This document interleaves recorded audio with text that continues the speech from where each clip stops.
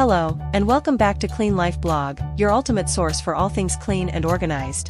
Today, we've got a fantastic video for you, how to clean burnt pots and pans. But before we dive in, make sure to hit that subscribe button and ring the notification bell so you never miss our helpful cleaning tips. Also, visit our blog at cleanlifeblog.com for more in-depth articles and hacks. Let's get started. Have you ever had a cooking mishap and ended up with a burnt pot or pan? Don't worry, it happens to the best of us. But we're here to show you some super easy ways to bring them back to life. First things first, gather your cleaning supplies.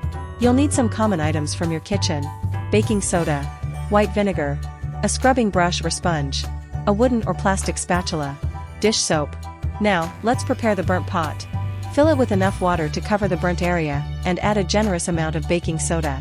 Place the pot on the stove and bring the water to a boil. Let it simmer for about 10 to 15 minutes. After simmering, use a wooden or plastic spatula to gently scrub off the burnt residue. The baking soda should make this a breeze. Rinse the pot thoroughly with water to remove any remaining residue. Take a look, it's already looking better. If there are still some stubborn spots, fill the pot with white vinegar and let it soak for a while. Vinegar is a fantastic natural cleaner. After the vinegar soak, give it another gentle scrub. Those burnt spots don't stand a chance. Rinse the pot one more time with water, and then dry it with a clean towel. Look at that shine. There you have it, folks, an easy and effective way to clean burnt pots and pans.